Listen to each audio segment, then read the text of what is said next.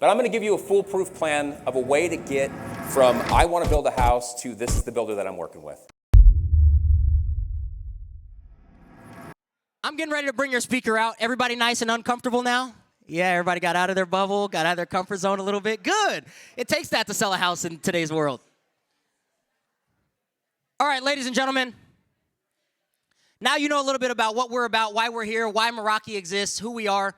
And now I want to introduce you to your speaker. Okay, today you're going to get a chance to meet Mr. Eric Carraher.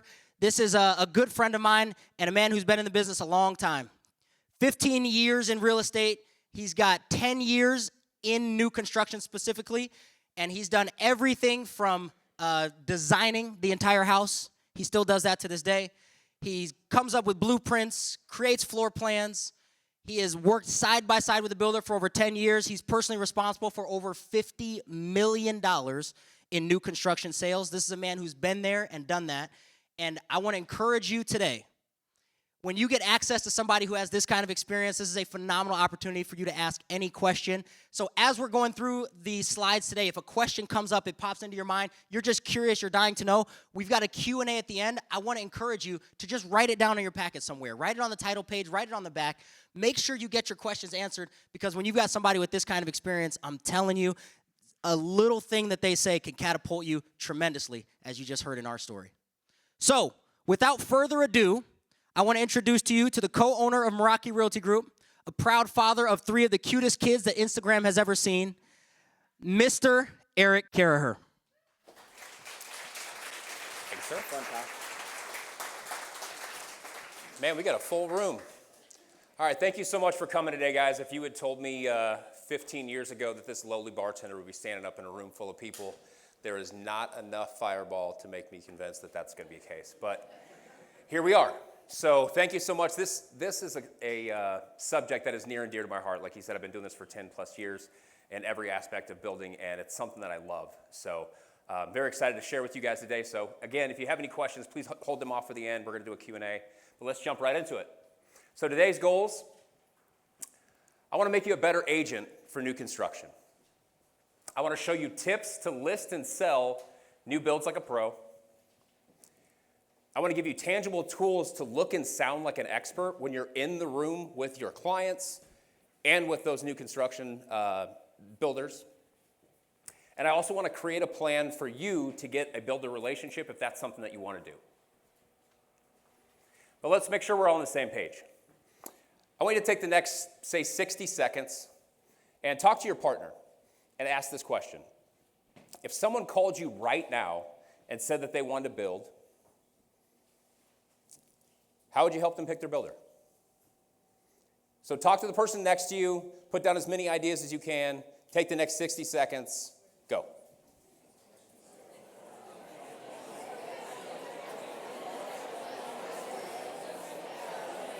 Two, one, okay. So is everybody on the exact same page here? Everyone had the exact same answers, right?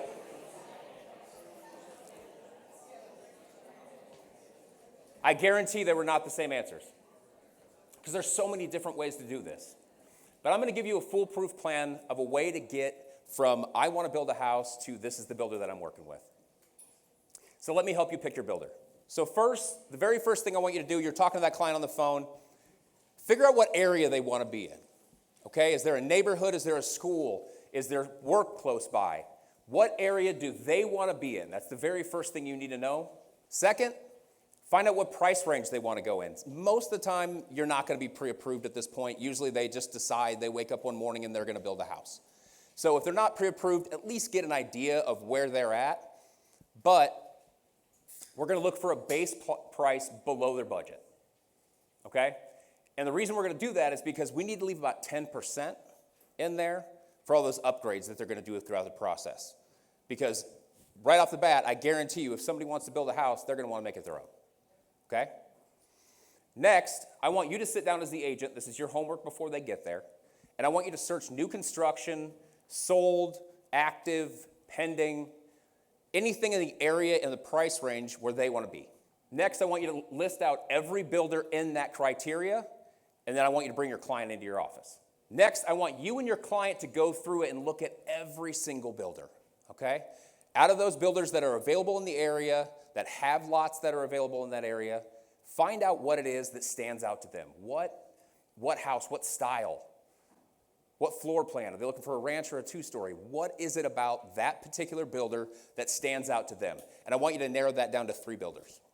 Next, I want you to contact that builder's agent or the builder themselves and figure out which lots that they have available. Not every lot that they pulled off in the lot draw is going to be listed online. There may be options out there that you're unaware of. So find out which lots are available, and then I want you to take your client out, and I want you to drive around those lots. And this is a huge step because most people don't understand. They think they fall in love with the build, but they don't. Most people fall in love with where they're going to live before the house is there. They can create the dream and they can build that vision as they go through, but they need to see where that house is going to be. I mean, do they want to back to trees? Are they looking for a lake property? Do they even care what it backs to? Do they just really want to walk out? Or do they not want to walk out at all? That's me. I want a flat lot. So figure out what's there. Then you're going to set the meeting with the builder. I want you to understand you may have to meet with a few different builders because a few things come up here. Maybe the client doesn't like the builder. Maybe the builder doesn't like the client.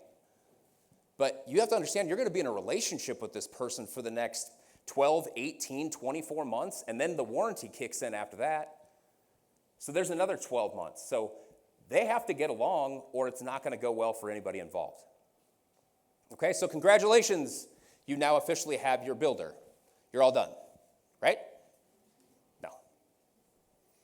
Now this roadmap right here, I want you to, it's in every one of your packets. I want you guys to keep this, okay? If you, for some reason, write on it, send us a message, we'll send it to you. Because this, you can rebrand this, we'll send it to you so you can make it your own.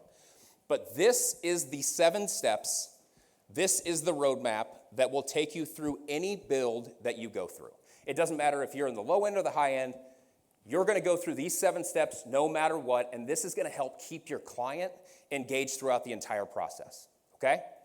First, you're going to pick your builder. We got that taken care of. And we're going to get to the pre-construction stage. At this point, if they don't have a pre-approval, you're going to get that pre-approval, find out where they're at. And believe me, sometimes this can be a little frustrating because clients may think that they have the ability to spend $1 million and find out they're only at $925. So there may be a little bit of adjustment that needs to be done at this point. Second, you're going to pick a lot. And a lot of times, like I said, you may have a lot out there that you don't know about that you find for your client. And then the house that they want to build doesn't fit in the build envelope. We're back to square one. We got to pick that lot again, okay? And then after that, we're going to go to finalizing floor plans and blueprints. So if you're in, we got some D.R. Horton people in the house today. If we're with these guys, you're not changing the floor plan. It is this one, this one, this one, this one, and that's the way it goes. Now, if you go on the luxury side of things, you're on the high-end side of things, you may be moving closets, you may be making every single change that you can think of or starting from scratch. So this can be a long process or a very short process, depending on what kind of client you have. And next, after all that work, after finding the client, walking through and looking at lots, talking to all these builders, doing all of these steps, we still don't have a contract. This is when the builder is going to give you your actual pricing, and you're going to sit down and write a purchase agreement. Now, some builders have their own purchase agreement. Some builders go off a standard. So talk to your builder before you get to this stage and find out how they want you to write it as the buyer's agent, okay? Next, the build starts. Or does it? A lot of clients think, okay, I signed the contract. When's the dirt going to start moving? When's my house going to start being built? And it depends on the builder. This could be a 30-day process. It could be 60. It could be 6 months. Might be a year. So this is where you as an agent comes in huge. Because I don't know how many times I've had agents get me to this stage, and then they go, okay, see you when I get my check. I had a couple of people laugh in the room because they know exactly what that's like. But this is where you as an agent needs to stand out. Your job is to keep your client informed throughout the entire process. There are certain people that walk in the room or show up and make a phone call to you, and when they show up, you know that client's going to be approved. You know that client is going to make your life easier as the buyer's or as the seller's agent and as the builder. And when someone shows up and is a part of the process every single step of the way, she's checking in with me every 2 weeks, just like you should. She's making sure that her client knows exactly what's happening throughout the entire process. That is what makes her somebody that as soon as it comes in, I know we're good to go. And I'm excited about that deal. And so is my builder, because he knows her as well. So it's your job to keep your client informed, stay on top of things. I mean, you may not have any information for them. You might be calling them and just saying, hey, our permits are in. Nothing back yet. But keep them informed, because that's not only going to take pressure off your client for what's going on. They're not going to be driving by their lot every day and wondering what's happening. But also, it's going to keep the pressure off the builder, because they're not going to be getting those phone calls every single day from your client. So next we got the dirt moving, the house is going up, we're getting to selections, okay? Step 5. Now, as I said, there's a lot of different steps to this, depending on what level you're at. Again, if you're with a D.R. Horton, you're going to have, is it 3 options? 4? How many options do we have? So when you go in, you've got, would you like this color palette, that color palette? Do you like this, this, this, or this? It's very simple. They keep it very streamlined. That's why they're able to build an amazing amount of houses. But then you get into semi-custom, it's a little bit more, and you get to fully custom. I mean, we're picking out everything. But one thing you'll notice on this screen is it's the exact same 7 steps. So no matter which level you're at, you're doing the exact same thing throughout the entire process. So we've got the selections done. The house is being built. We're getting to that final, that finish line. Now what do? We've got walkthroughs. So within that first 30 days, I like to do a final walkthrough, okay? This kind of shows your client where it's at. The house isn't cleaned up yet. Not everything's done. But it gives them a good idea of where they're at. And this tells them, hey, we got 30 days. We know that we're almost there. Next, about 2 weeks beforehand, you're going to do a blue tape walkthrough. Okay, and what that is that's your opportunity as a buyer's agent to walk in with that client and go through the house and pick it apart. Builders are so mad at me right now for bringing this up. But this is your opportunity to make sure the house is perfect. Go through, make sure the paint's right, make sure the things that, that was creaking and squeaking is now getting fixed. This is your opportunity to get things done before the warranty kicks in, okay? Then just like any other buyer, you're going to have your final walkthrough 2 to 3 days beforehand. All right, then you get the closing, everybody takes a big picture, and boom, the builder warranty starts. So now you know how to be a buyer's agent for a builder. And how many people showed up just for that? 1 person. That's what I like to hear. So everybody that's here showed up because they want to represent a builder, right? That's why we showed up. So I'm going to ask you a question. I want you to get with your partner again. And if a builder called you right now and said they want a list, what do you have as an agent to offer that builder? So write down a few things, talk amongst yourselves, 60 seconds. How many of you guys were on the same page, had 15, 20 things that you can offer a builder? Or did you have a little trouble getting past the first couple? How many said marketing? Show of hands. Of course. That's the easy thing, right? MLS, open houses, MOBA events, agent events, social media, print and email marketing. That's the easy stuff, right? That's what we do every single day. We do it for every single client. How many said sales? No? Nobody's going to sell a house? Okay. So obviously, what I need you to understand about new construction is that it's a slow burn. When you get into it, you may find a client that says, hey, I want to build in 6 months, 3 years, 5 years. I have a dream of building one day, and they want to have a conversation about it now. So you never know if that client's going to show up and be the person that is ready to build tomorrow, or if they're going to be ready to build in a couple years. But it's your job as the representative of that builder to stay on that follow-up. Keep up with those people who showed any interest at any point. So that's a huge piece of what you do when you represent a builder. Obviously, sell completed homes, sell the build process as well. Help them understand what we're going to do. Your job is to sell, right? And obviously, once you do sell one of those houses, you do get a contract in, your job is to negotiate. And a lot of people think they just get the contract and move on, but I promise when it comes to new construction, there's so many different things that you can negotiate and so many things that you can't. The price is what the price is in a lot of cases. So there's not as much negotiation on that piece as there is on other aspects of the build. And please don't do the 4 Ps. Does everybody know what the 4 Ps is? Put the sign in the yard. Take pictures. Put it on the MLS. And pray. Now, we're at a church, so I have nothing wrong with praying. I pray every day. But don't use it as a sales strategy, please.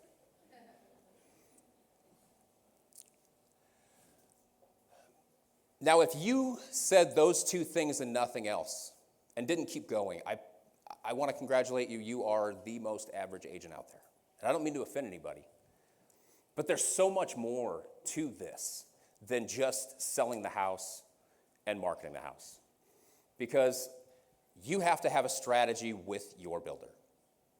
First, you need to sit down with your builder and ask them, what does your builder actually want?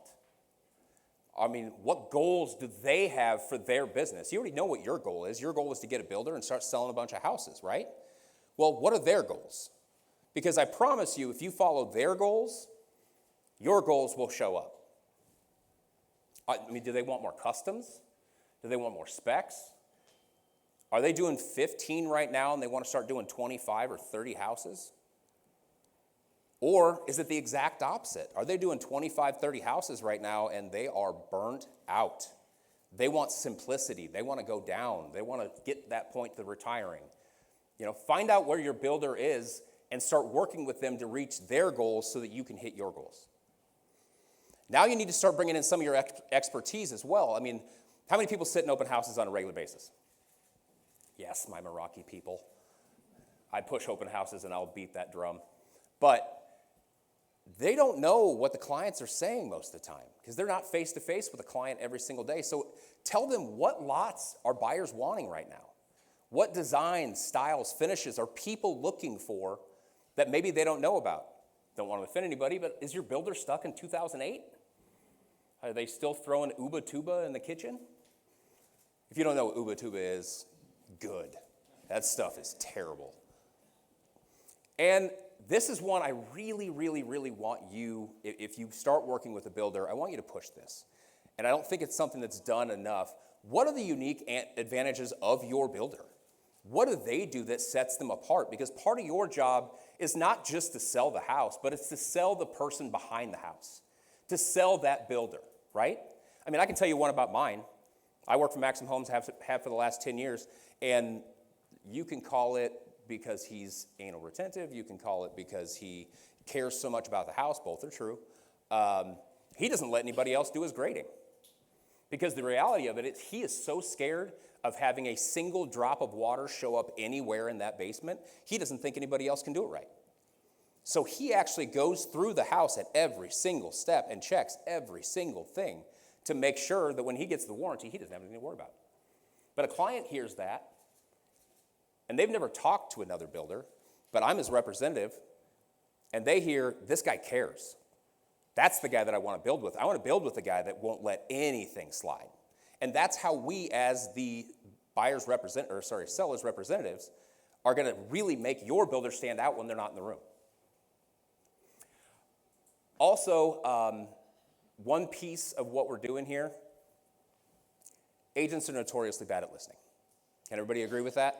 Whether you're talking to another agent or you realize that after a 35-minute conversation, you didn't actually hear what anybody else said. So I want you to do me a favor. Find out what your partner wants. You've been sitting here next to this person. Hopefully you just met them. Turn to them for the next 60 seconds and ask them, don't worry, you'll both get a chance to talk. So 30 seconds each. Keep an eye on the clock.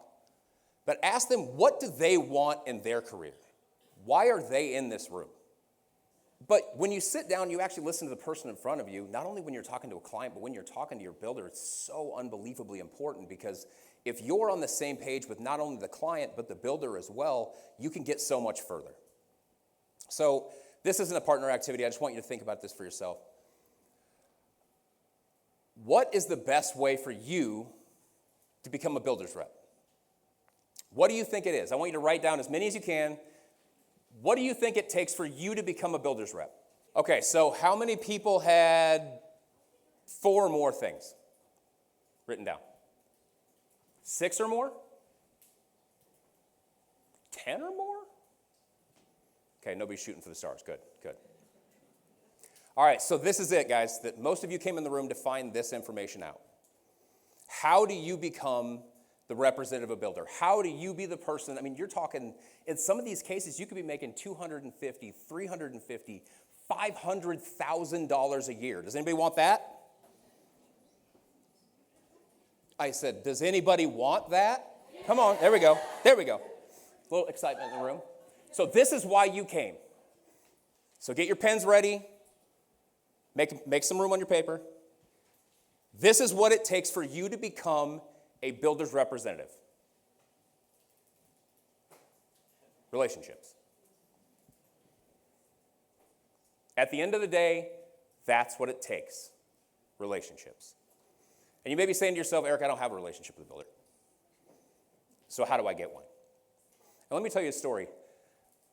Very recently, actually, I got a phone call from a very good builder friend of mine. He knows that I've been with a builder for 10 years, and that relationship is strong. It's not going anywhere. But they called me because they knew me, and they liked me, and they trust me, and they said, Eric, we decided we're going to go a different direction, and we want to find somebody that can represent us the way that you do. And so I was fortunate enough, because of my relationship, to put them together with somebody at Meraki and get them to start building a relationship. And it all came down to one thing. They knew me, they liked me, and they trust me. And I talked about Tiffany earlier because she has a good relationship with not only me, but also the builder.